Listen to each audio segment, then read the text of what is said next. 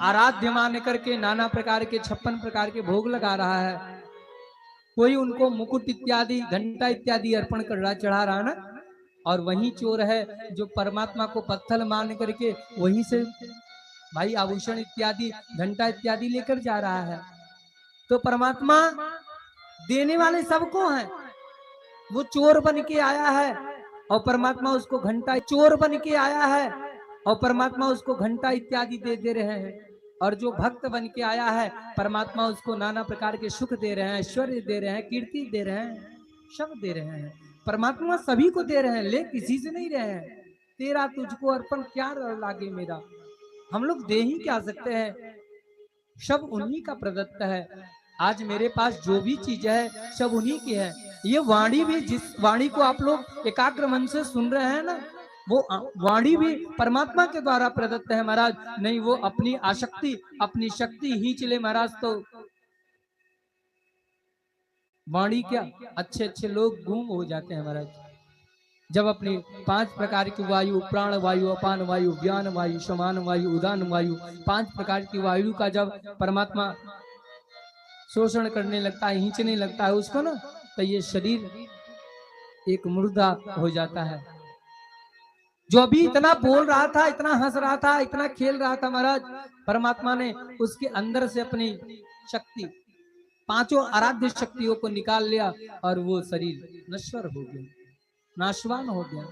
जब तक ये परमात्मा के द्वारा प्रदत्त सांस है, परमात्मा के द्वारा प्रदत्त ज्ञान इंद्रियां हैं, तब तक तो ये शरीर सुंदरता से चलता रहता। हम इसको उपटन लगाए, चाहे साबुन लगाए, चाहे सुंदर सुंदर वस्त्र पहनाए, कब तक, जब तक परमात्मा के द्वारा प्रदत्त ये श्वास है। और जब वो श्वास खींच लेगा महाराज, ये सुंदर सुंदर वस्त्र, सुंदर सुंदर भाषा, सुंदर सुंदर माला, सुंदर सुंदर चंदन, सब यही रह जाता है।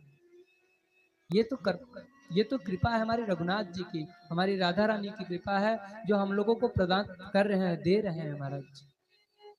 अब प्रकृति की नियम है, कोई गरीब हो जाता है और 2 4 10 एकाक पुस्तों में या 10-20 साल में वो पुनः राजा बन जाता है, अच्छा बन जाता है, या तो फिर 10-20 साल तक राजा रहता है फिर रंग हो जाता है।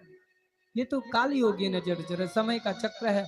जिस प्रकार सुबह और रात्रि होती है ना, उस प्रकार मनुष्य के जीवन में सुख और दुख निरंतर आते रहते हैं, उससे घबराना नहीं चाहिए।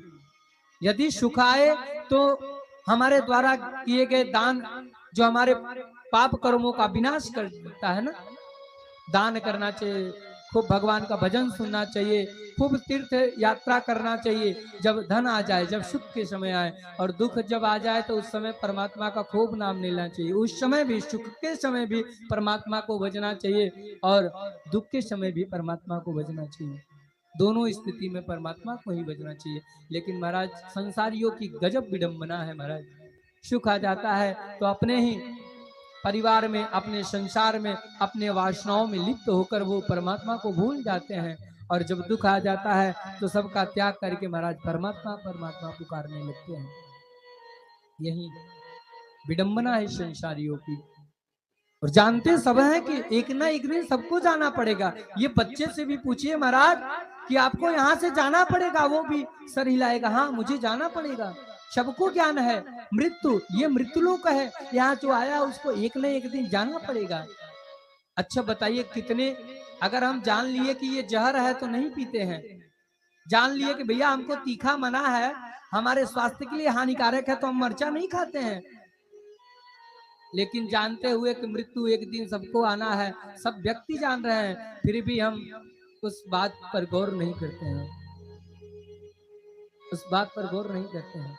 और जो गौर करता है इस संसार में सभी सुखों को भोगते हुए अंत में परलोक के साधन को मजबूत कर लेता है, परमात्मा की प्राप्ति के साधन को मजबूत कर लेता है।